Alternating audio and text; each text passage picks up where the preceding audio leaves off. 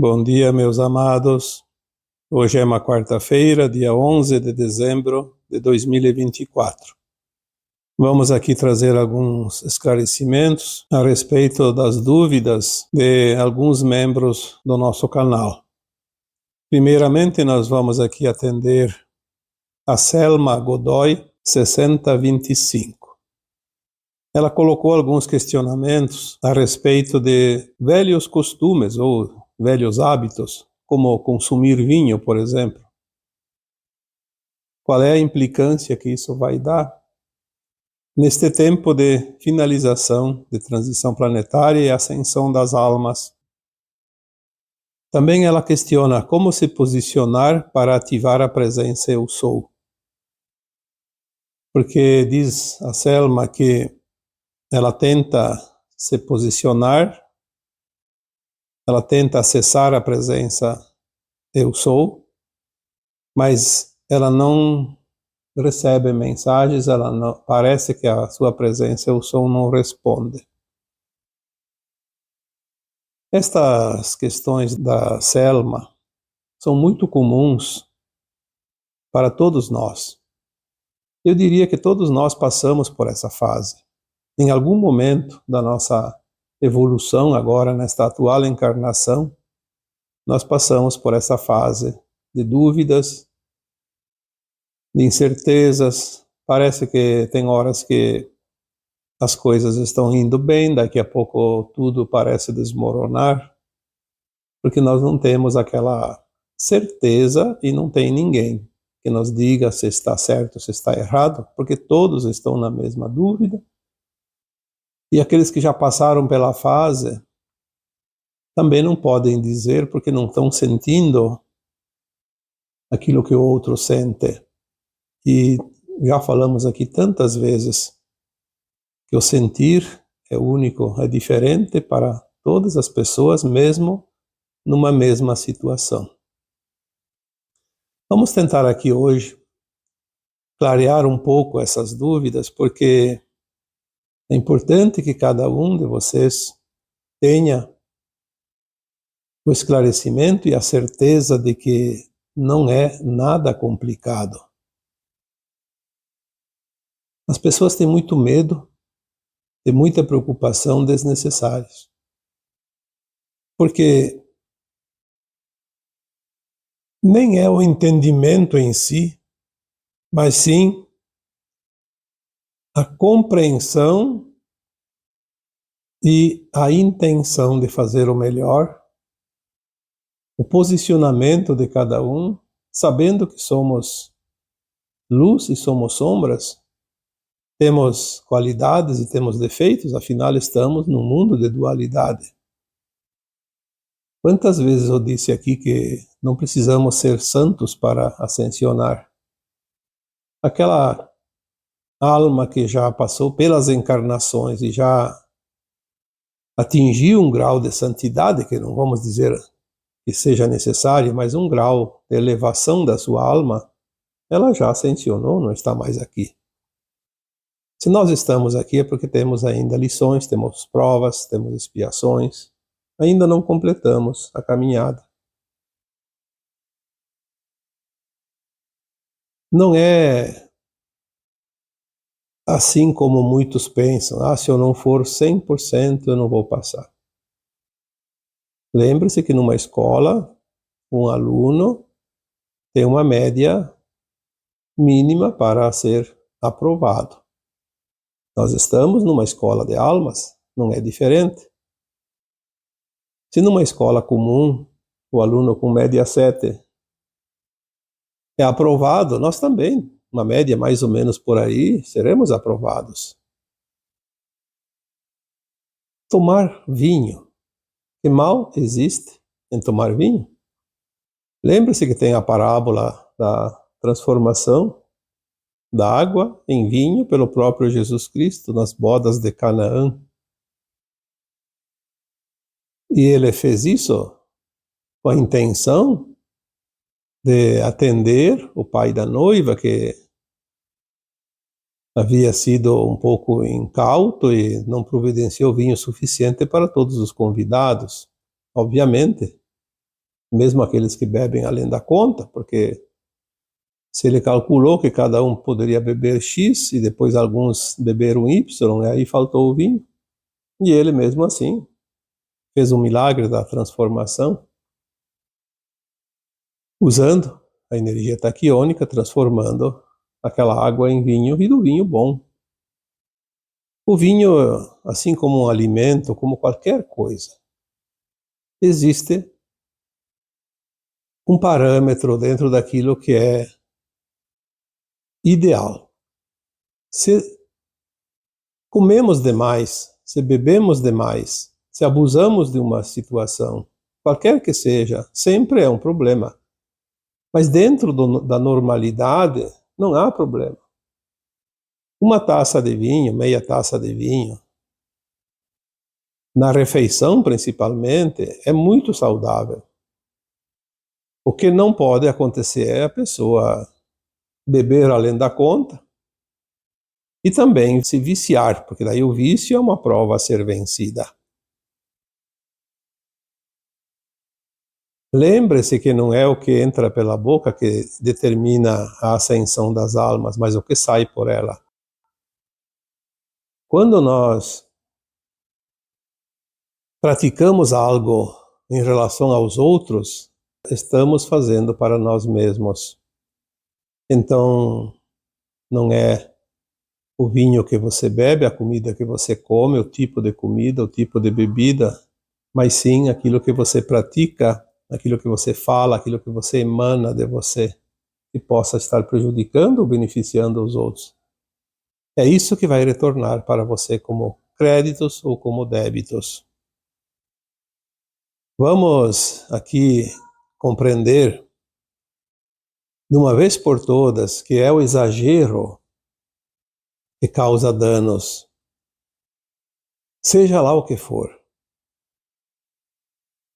Nós temos visto muitas pessoas que ainda carregam muita culpa dentro de si. Então qualquer coisinha é uma razão, um motivo para se culpar, se penitenciar, se autoflagelar. Ah, eu não podia ter feito isso, não posso fazer isso. Quando começamos a entender que estamos aqui finalizando as últimas lições, os últimos aprendizados, as últimas provas, e também, obviamente, quitando algumas expiações ainda pendentes, nós vamos ver que a vida é leve, a vida é mansa. Nós não temos que fazer grandes sacrifícios, não temos que fazer grandes penitências, não temos que nos policiar 24 horas por dia porque não pode sair uma vírgula da risca. Nós só temos que ser sempre a nossa melhor versão. Alguns deslizes, algumas derrapagens não são problemas. Nós vamos encontrar novamente o caminho toda vez que sair da trilha, desde que a gente queira voltar. Compreender, opa, não é por aqui o caminho.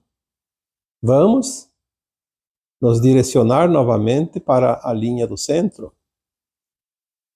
Naturalmente, a vida é leve, nós é que a transformamos num peso.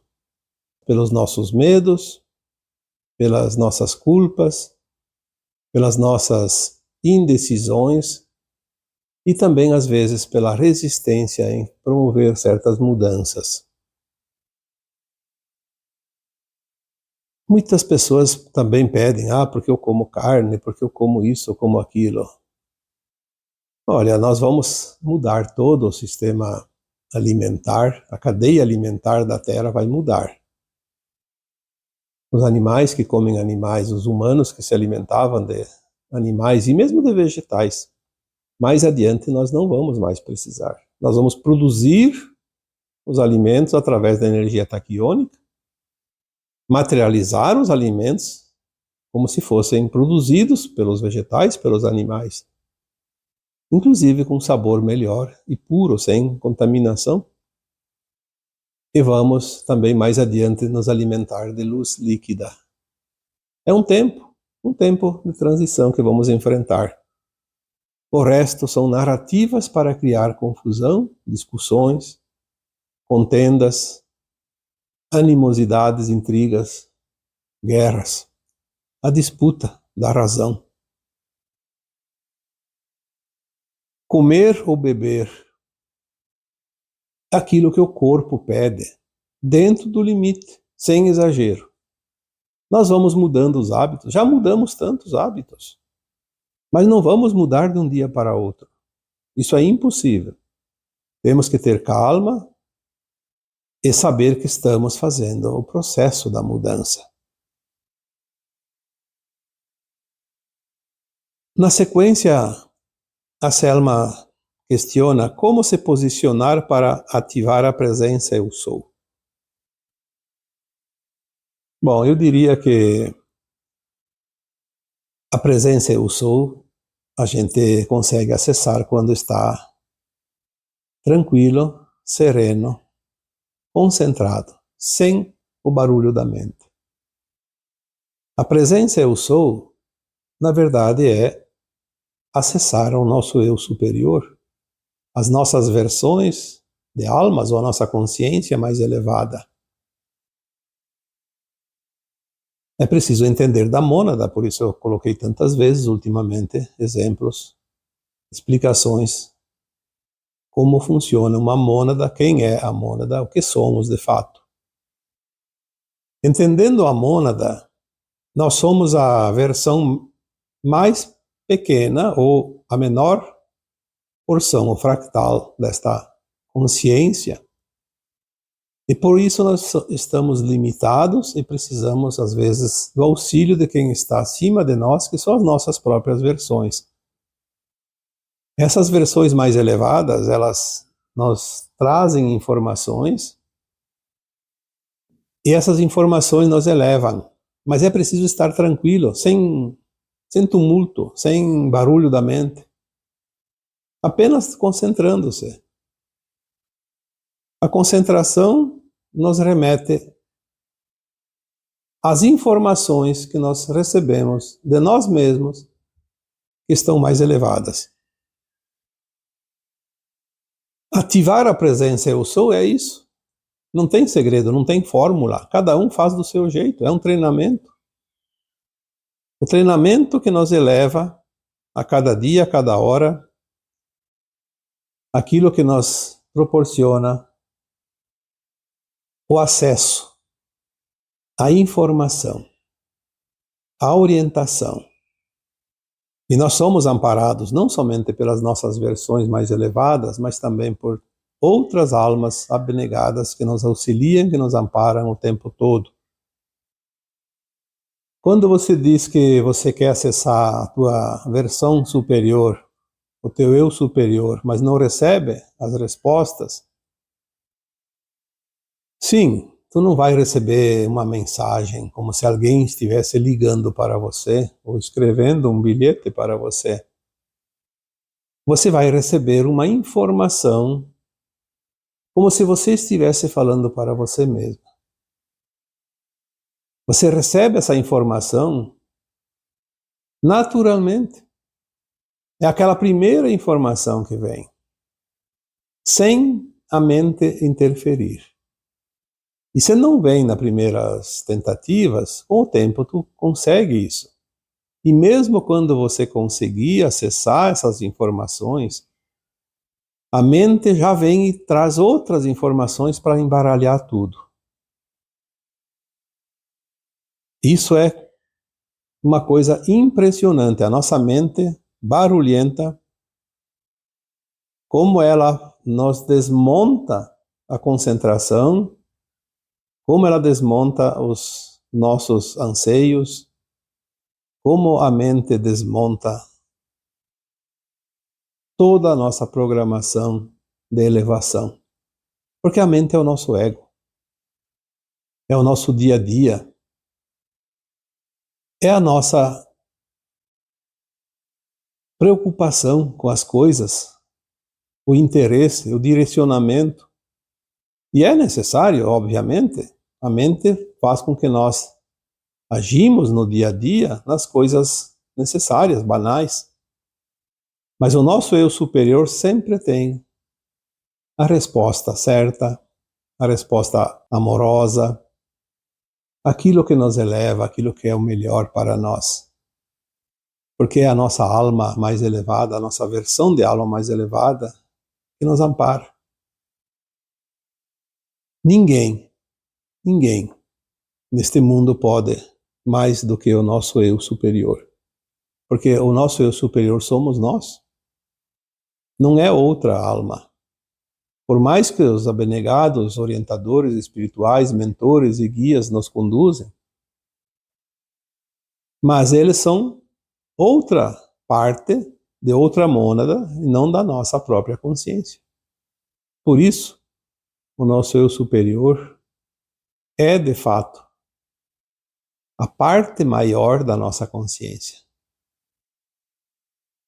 Se eu sou um fractal, o meu eu superior, as minhas versões superiores são muito maiores, são mais poderosas, têm mais poder, têm mais consciência, têm mais informação, têm mais orientação. Então, para responder esta parte do questionamento da Selma, eu diria, vai treinando, mas não se preocupe tanto com as respostas, será que está certo, será que não está certo? Você vai descobrindo por si só, porque não tem ninguém que possa te dizer, porque é uma coisa íntima, uma coisa interna tua. Eu não tenho como sentir o que você está sentindo, entender o que a tua consciência superior está te dizendo, mas você pode saber. A dúvida é apenas a incerteza de que você ainda não entendeu como funciona, mas vai aprender e vai entender mais adiante. E tem também uma outra dúvida aqui da Dionara Poleto 6739. É o nome que aparece no YouTube, então eu sei que o nome é Dionara Poleto, mas para identificar tem mais os números, né? 6739. Ela questiona o seguinte: ultimamente estou sensível demais em relação à miséria e o sofrimento das pessoas. Principalmente quando eu vejo desespero, fome. Fico angustiada, choro, dói demais. Como amenizar essa dor? É outra questão também, que tem muita coisa relacionada com a primeira parte deste áudio, quando falamos do sentir, do acessar a nossa alma, as nossas versões mais elevadas. O que está acontecendo agora com a humanidade da Terra é que há uma grande massa de almas fazendo a sua ascensão. Mais de 1/3 da humanidade está se preparando, talvez cheguemos até um índice maior mais adiante, mas por hora, mais de 1/3 das almas encarnadas estão caminhando para a ascensão. Esta fase final, eu chamo a escada evolutiva, os últimos degraus, eles nos preparam principalmente o sentir, o compreender, o aceitar, o soltar. Por que você sente, Dionara, isto que você relata aqui? Você diz, estou sensível demais. Não é que você está sensível demais. Você está sentindo mais do que antes. Alguns textos antigos e também alguns vídeos recentes, eu citei esta maneira que nós vamos agir daqui em diante, na hora certa, para auxiliar outras pessoas. Nós estamos sendo preparados para este auxílio E o sentir é a ferramenta mais importante, porque evita perda de tempo. Chegará um momento, e não está longe, que todos nós que estamos preparados para o auxílio, vamos precisar agir rapidamente, atender muitas pessoas ao mesmo tempo, ou num curto espaço de tempo, e não há tempo para questionar, fazer uma abordagem, como se diz, para saber o que aquela pessoa precisa. Nós vamos simplesmente sentir. Vamos sentir, e quando nós sentimos o que ela sente, nós já sabemos o que ela precisa. Vai ser automático ou sintomático. É a forma mais rápida de auxílio nos momentos que virão. É claro que para sentir, nós temos que ampliar a nossa sensibilidade. De outra forma, não tem como sentir. E é óbvio que você está trabalhando isso, como tantas outras pessoas, e você vai sentir mais aonde? Aonde a outra pessoa está sofrendo, está sentindo dor.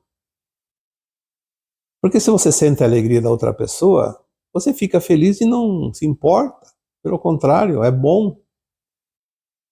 Mas sentir a dor do outro, como tu diz aqui, a miséria, o sofrimento, o desespero, a fome, sim, isso dói. Dói em nós. Mas nós temos que ter compaixão e compreensão para não pegar a dor do outro. Não pegar para si a dor do outro, porque a dor do outro, é o processo daquela alma na fase final, é o polimento, as últimas pinceladas da obra de arte, antes de estar realmente pronta. O que nós devemos fazer é a caridade. Sempre que for necessário, que nos for solicitado, estar prestando auxílio, ser úteis e caridosos, amorosos nesses momentos, para aliviar a dor do outro de uma forma indireta, porque diretamente nós não temos como fazer. A dor que está lá, não tem como tirar, mas podemos ajudar a aliviar aquele peso, aquela dor que o outro sente. E a miséria, o sofrimento, o desespero, a fome que o outro passa, faz parte do processo da expiação dele. Talvez sejam as últimas cartadas que precisam ser jogadas, ou as últimas moedas utilizadas a fim de resgatar os seus débitos e atingir a frequência da nova terra. Se alguma pessoa ao nosso redor passar por dor e sofrimento, foi um pedido daquela alma que está ali encarnada como uma moeda de troca. A moeda mais valiosa, como eu sempre digo, porém dolorosa, porque de outra forma ela não conseguiria a frequência da nova terra. Ela expurga os seus débitos, expurga toda aquela energia negativa que ela carrega como bagagem de alma através desta dor, desse sofrimento. E nós temos que ser compassivos, mas não podemos fazer o milagre ainda. Porque se nós pudéssemos tirar aquela dor como um passe de mágica, aquela alma ficaria no débito. E o prejuízo seria maior, uma vez que aquele peso negativo ainda influenciará no último degrau da passagem para a nova dimensão, para a nova terra. Então nós precisamos compreender. Quando nós compreendemos isso, nós vamos sentir, sim, cada vez mais, mas também vamos auxiliar cada vez mais. Teremos mais argumentos, mais ferramentas para o auxílio, sem pegar a dor do outro e sem também sofrer aquilo que é do outro que não é meu. Porque cada um de nós também tem as suas dores, obviamente. Se eu tenho ainda alguma prova, alguma expiação, obviamente que vai aparecer no meu caminho, porque nós estamos soltando as velhas bagagens, os velhos registros, tudo aquilo que não serve, a partir do portal dimensional que nos leva para um novo tempo, um novo ciclo, um mundo de regeneração, não mais de provas e expiações. É normal você ficar angustiada, é normal chorar, é normal sentir a dor, como tu diz aqui, dói demais, e dói mesmo.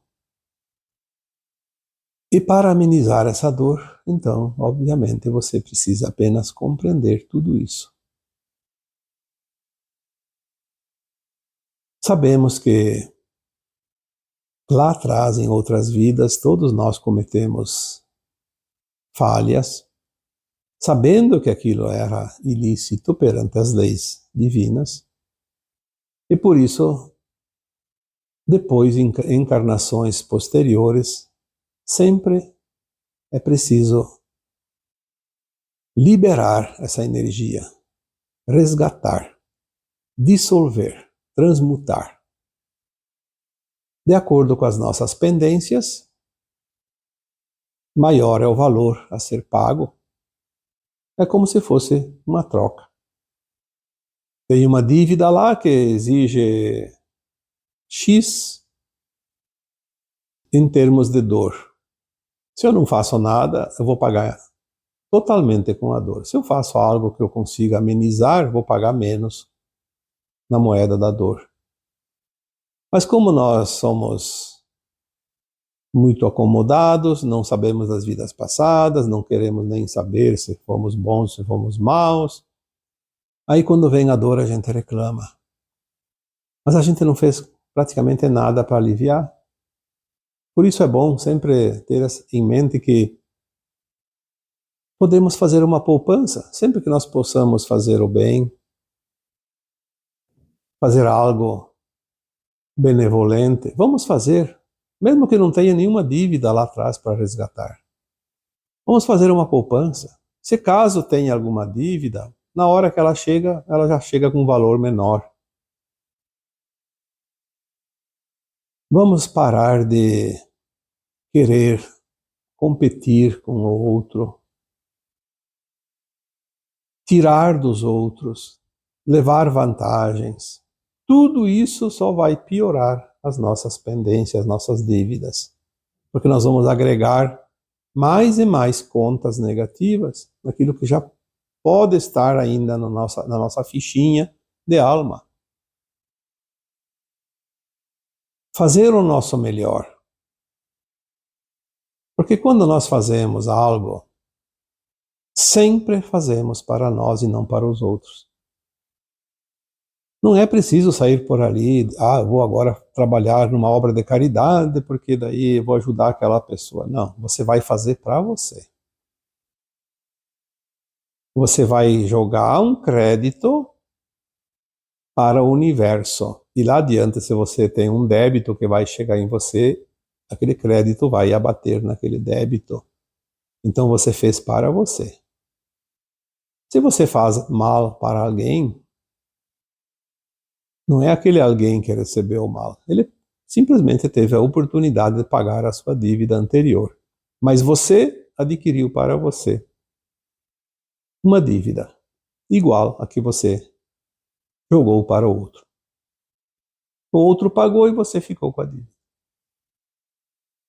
Porque tudo que fazemos, estaremos fazendo sempre para nós, jogando para o futuro algo que vamos encontrar no caminho. É como estar viajando, enviar cartões postais para si mesmo, daquela região que você está, aí amanhã ou depois você volta para casa, daí uns dias recebe os cartões que você mesmo enviou para você. O universo não era de endereço, jamais. Ele sabe. aonde cada um de nós está. O universo sabe exatamente onde você está. E ele tem toda a tua ficha. Ele tem o teu dia a dia, as tuas ações, as tuas intenções. Ele leu os teus pensamentos. Ninguém foge de si mesmo. Muitas pessoas dizem, eu tenho que sair dessa situação, eu preciso finalizar esse relacionamento, está me fazendo mal, está complicado. Sim, tem horas que às vezes é preciso finalizar um ciclo. Na pior das hipóteses, não vai piorar, vai continuar lá adiante com outra pessoa. Mas lembre-se que o problema nunca está nos outros.